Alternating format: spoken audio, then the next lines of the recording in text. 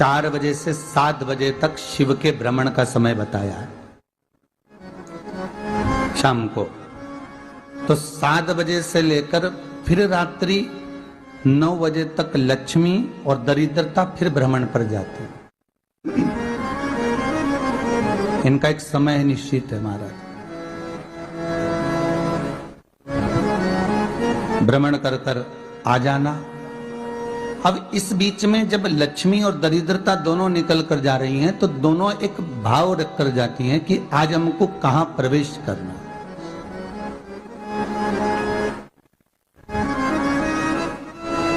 आज हमें किस जगह पर प्रवेश करना है, आज हमें कहां पहुंचना है, आज हमें किस जगह जाना है। और जिस नगर में जिस मार्ग से लक्ष्मी और दरिद्रता निकल कर जाती है, ये दोनों का जब निकलना होता है, इनको स्थान दिया गया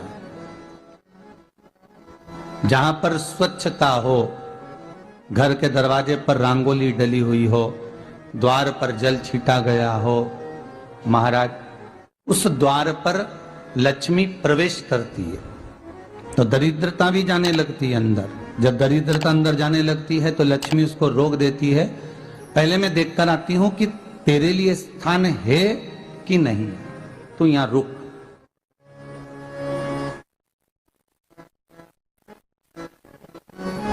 कुछ देर तक दरिद्रता बाहर खड़ी रहती है और लक्ष्मी जी की बड़ी बहन जब दरिद्रता बार बार अंदर जाने का प्रयास करती है तो लक्ष्मी जी कहती हैं, जीजी तू इतनी बड़ी होकर तुझे मालूम है तू तेरा सम्मान होना चाहिए, आदर होना चाहिए, और तू अंदर चली जाए और कोई तेरा सम्मान ना करे तो कितना बुरा लगेगा, इसलिए तू बाहर खड़ी रहे, मैं अभी आई।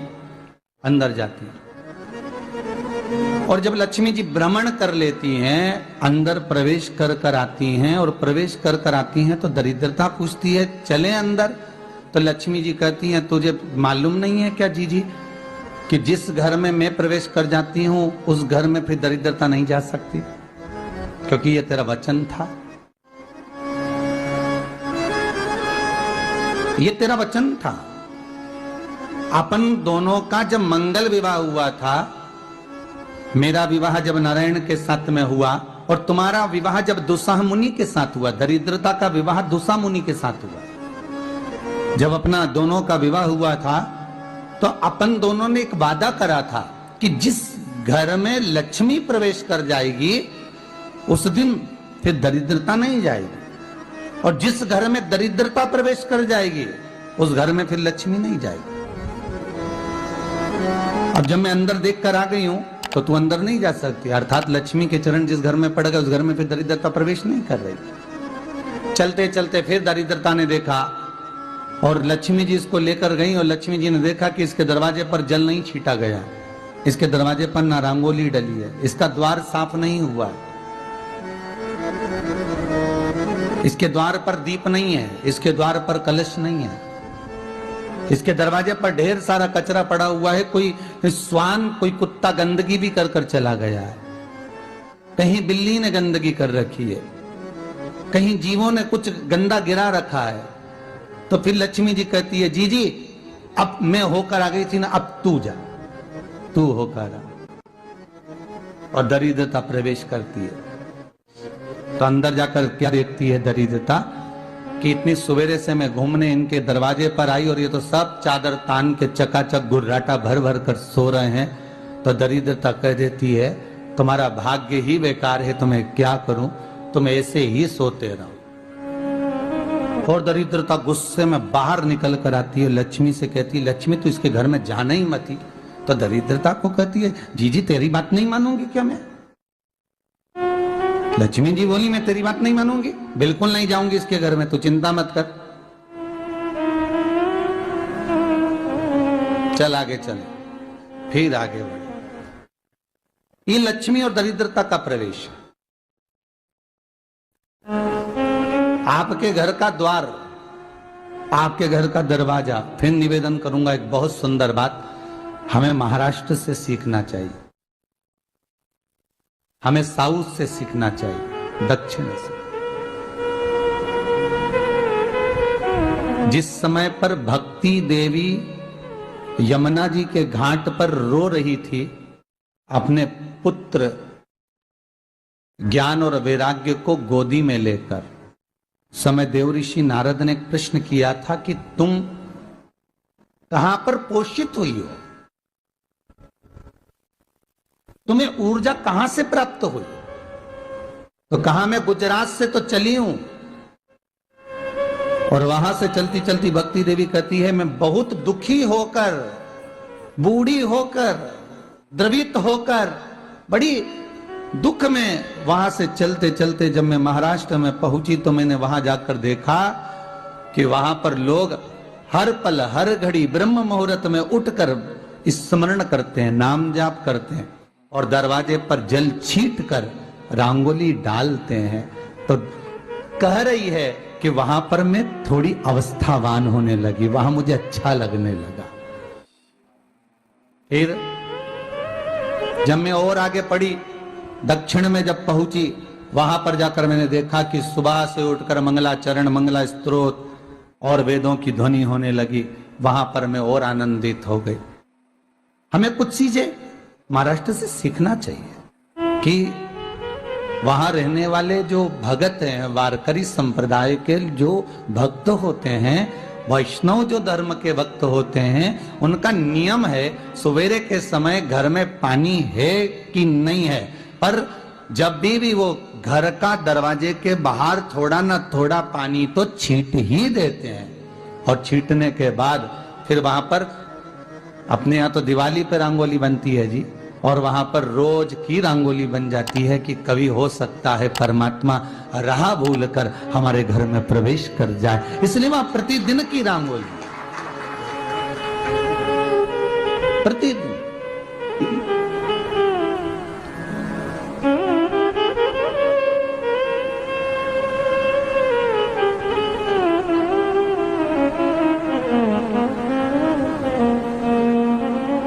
हमें सीखना चाहिए थोड़ा सा।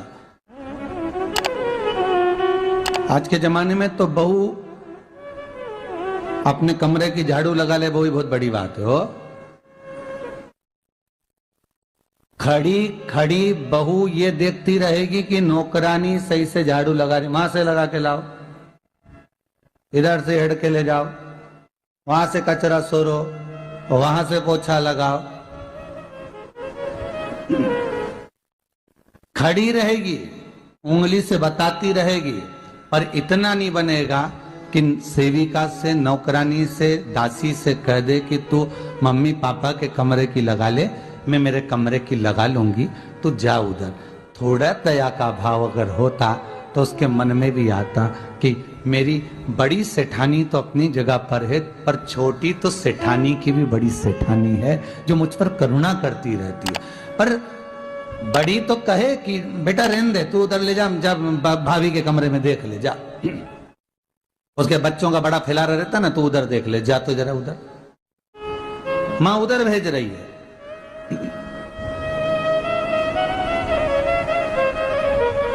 थोड़ा सेवा का भाव हमारे भीतर हो। और एक निवेदन तो हमेशा करा है और अब आज भी करता हूं, पूरे घर की सफाई करवाओ, पूरे घर में तुम पोछा झाड़ू जो चाहे करवाओ, मना नहीं है। पर एक निवेदन है, रसोई घर के अंदर बहू और बेटी ही जाकर भोजन बनाए तो अन्नपूर्णा सदा कृपा करती है महाराज, बहू और बेटी ही।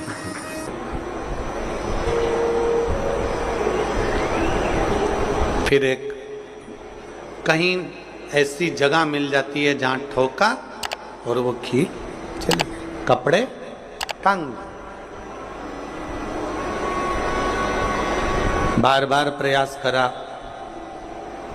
हिम्मत नहीं आ रही। आपने कहा कि कपड़े तो टांगना है, कील तो ठोकना पड़े।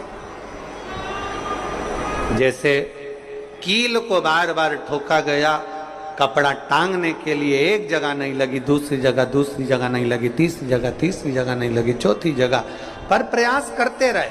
उसी तरह भगवान शंकर की, लोग कहते हैं कथा एक बार सुन ली, 2 बार सुन ली, 3 बार सुन ली, हम कहते हैं बार बार इस मन रूपी कील को परमात्मा के चरणों में ले जाकर ठोकते रहो, इस मन को भगवान के चरणों में ले जाकर छोड़ते रहो, कथा में इस मन को बार बार ले जाकर ठोकते रहो, एक ना एक दिन ये परमात्मा तक पहुंच ही जाएगी, ये निश्चित। थोड़ा प्रयास आपको करना पड़ेगा, थोड़ी मेहनत आपको करना पड़ेगी, प्रेशर बढ़ा, थोड़ा मेहनत थोड़ा प्रयास आपको करना। और मैंने तेरे ही भरोसे बाबा, तेरे ही भरोसे हवा बिच उड़ती जावांगी बाबा, डोर हथ तो छड़ी नावे कटी जावांगी भोले मैं तेरी कदम। अब मन को लगाते रहो, शिव महापुराण की कथा में चित्त लगाते रहो। टीवी खोलो तो शंकर की कथा ढूंढो, टीवी खोलो तो ये देखो कि आस्था चैनल पर कहां कुबेरेश्वर महादेव आ रहा है, कहां कुबेर भंडारी आ रहा है।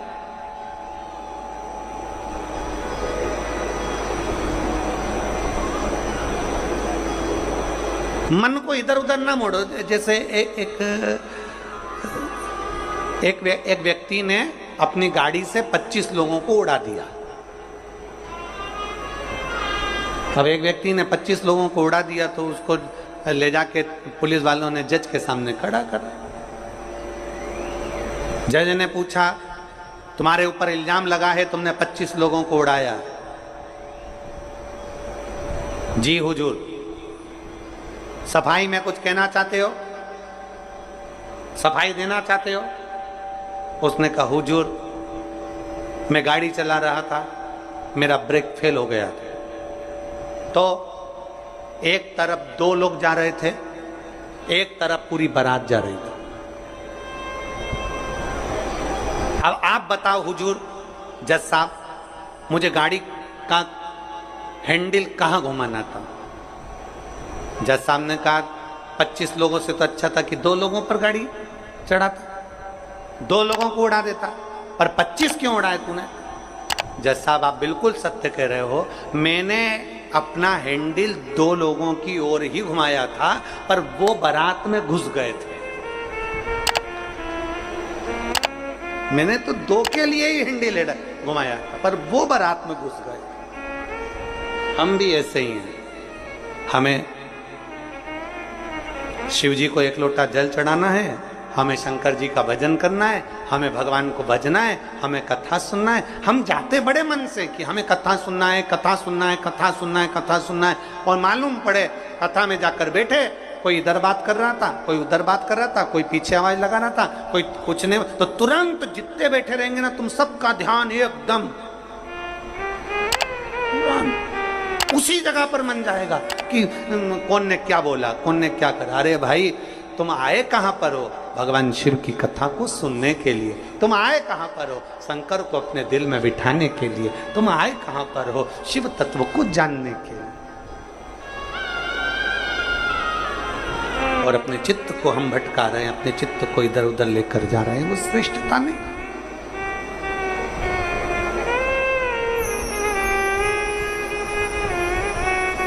जिस समय पर ब्रह्मा जी ने सृष्टि की रचना करी,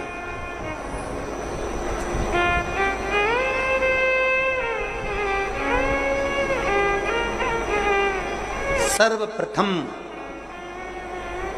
ब्रह्मदेव सृष्टि की रचना करना प्रारंभ करते हैं और देखते हैं कि ये संपूर्ण ब्रह्मांड को मुझे अच्छा बनाना है, प्रबल बनाना है, श्रेष्ठ बनाना है, इसकी रचना करना है, इसका विस्तार करना है। उन्होंने सनकादि ऋषियों को प्रकट कर, सनत कुमारों को जब प्रकट किया, सनत कुमारों को प्रकट करते से ही सनत कुमार तो भगवान शंकर की, भगवान नारायण की भक्ति में ऐसे डूब गए कि उन्होंने सृष्टि का क्रम आगे बढ़ाया ही नहीं। उन्होंने सृष्टि को आगे बढ़ाया ही नहीं।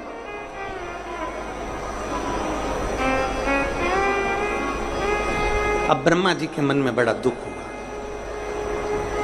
ब्रह्मदेव के हृदय में बड़ा दुख हुआ ब्रह्मा जी को।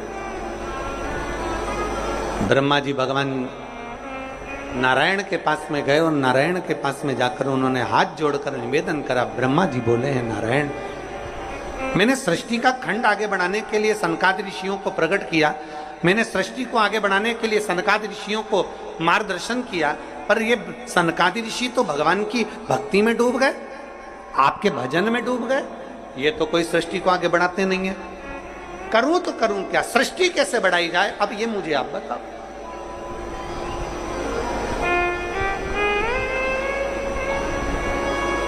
शिव कथा कहती है,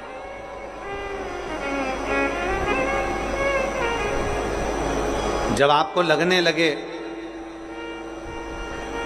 कि मैंने बहुत प्रयास कर लिया और अब मेरा यह कार्य नहीं हो रहा, तब उस जगह पर शिव महापुराण की कथा कहती है कि एक बार शंकर पर विश्वास कर देखो, शंकर पर भरोसा कर देखो।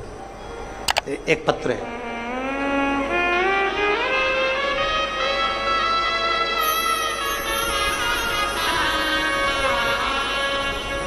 मेरा नाम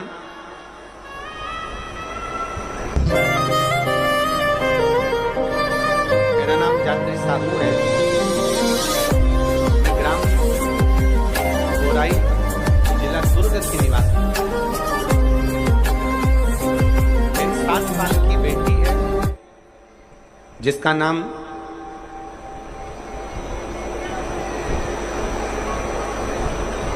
नीला है। 7 वर्ष की बेटी है। कहीं बैठी हो तो हाथ हिला सकती है।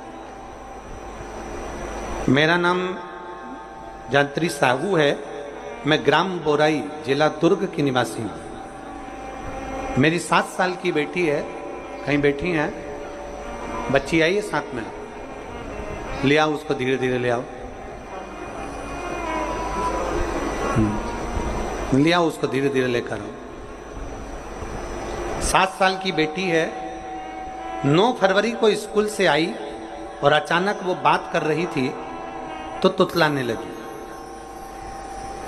तुतलाते तुतलाते उसकी आवाज चली गई, गिर गई, कमर, पैर, हाथ कुछ काम नहीं कर रहा था। बाद में उसने आंखों को भी बंद कर लिया, सुनने की शक्ति भी चली गई।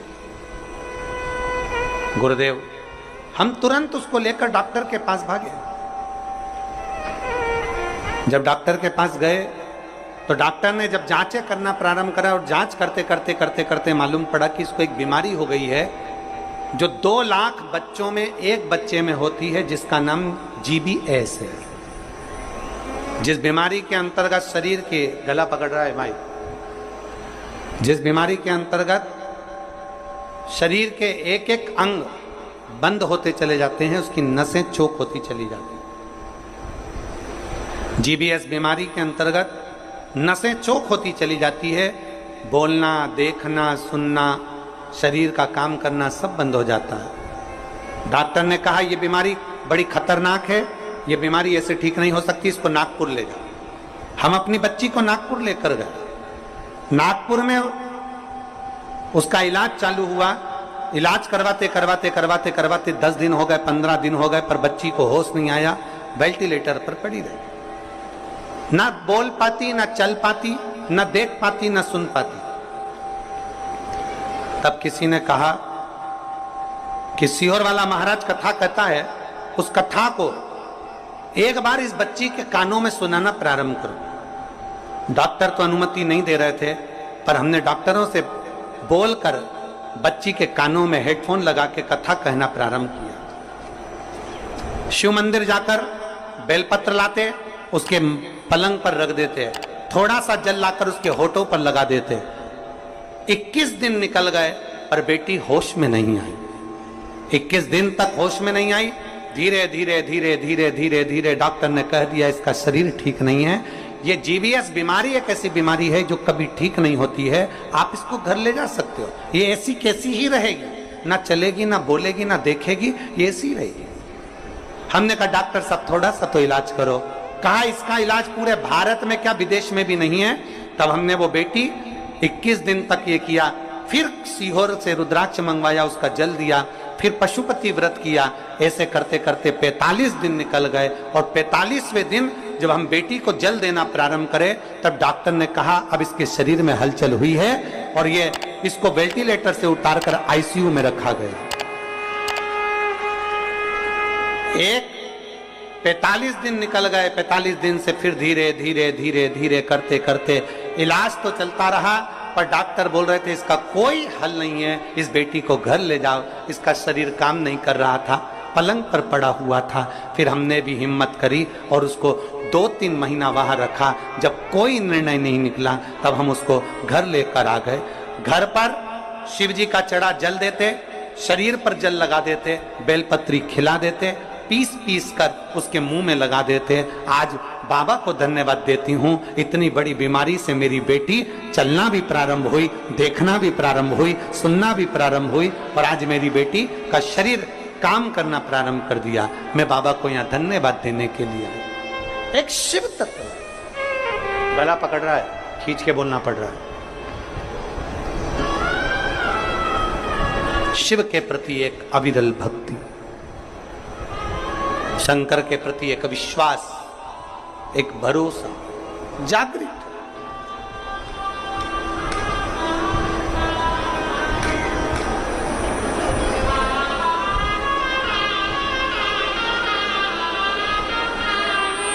एक लाइन इन्होंने बहुत अच्छी लिखी है, बाबा मेरी बच्ची को और मुझको 4 महीना जो देखना पड़ा, मैं भोलेनाथ से केवल ये प्रार्थना करने के लिए आई हूं कि ऐसा कभी किसी बच्ची को और किसी मां को देखना ना पड़े। बस इतनी कृपा करूं। शिव औघड़ी है, शिव त्रिकालदर्शी है, शिव शंभु औघड़ी, त्रिकालदर्शी, कैलाशी, अविनाशी। ब्रह्मा जी कह रहे हैं सृष्टि कैसे बढ़े,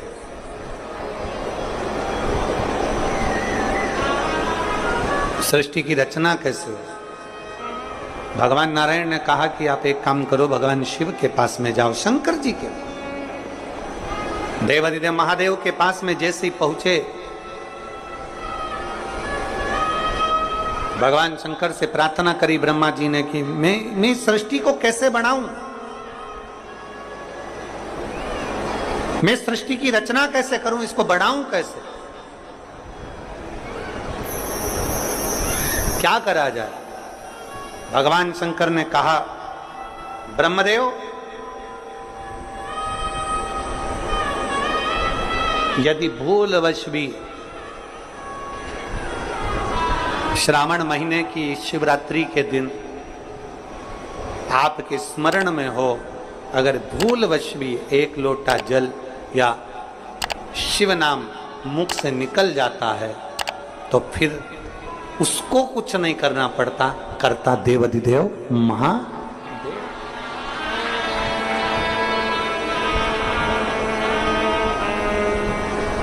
करना केवल महादेव को पड़ता। आप अपने विश्वास को जागृत करिए, जाओ। ब्रह्मा जी ने सावन महीने की शिवरात्रि का इंतजार किया। श्रावण की शिवरात्रि के दिन ब्रह्मदेव ने शिव का स्मरण करा। बाबा की ऐसी कृपा हुई कि सृष्टि की लीला प्रारंभ। हृदय से दक्षादिक को प्रकट किया। माता प्रसूति के गर्भ से सती का जन्म और वो सती माता को भगवान शिव कुंभज बाबा के आश्रम में लेकर गए हैं। शिव भगवान कुंभज ऋषि के आश्रम में कथा को सुनने के लिए लेकर, अगस्त बाबा के आश्रम में कथा सुनने के लिए गए। कुंभज ऋषि के आश्रम में कथा को श्रवण करने के लिए लेकर,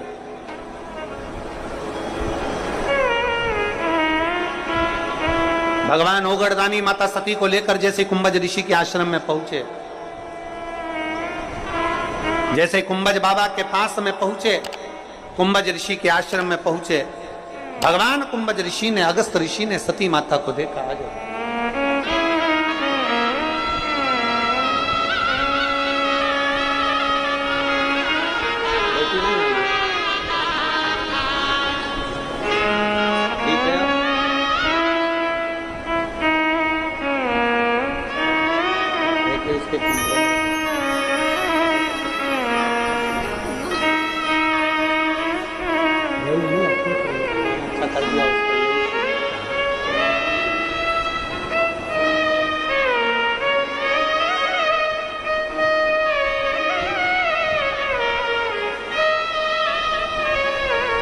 अगस्त बाबा के यहां पर पहुंचे हैं भगवान देव।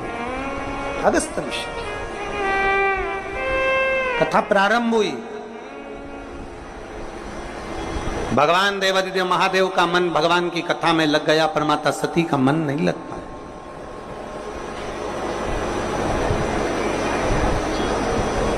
शिव कथा कहती है सबसे पहले श्रोता भी शंकर हैं और सबसे पहले वक्ता भी शंकर है। कथा कहने वाले शंकर और कथा सुनने वाले शंकर। अभी हम हर जगह कथा में कहते हैं कथा बाचने वाला भी शिव है। शंकर की कथा अगर कोई बाच रहा है तो वो शिव ही बाच रहा है। इसमें कोई प्रदीप मिश्रा या कोई अन्य महाराज नहीं बाच सकता, बाचने वाला शंकर है। कथा सुन रहा है तो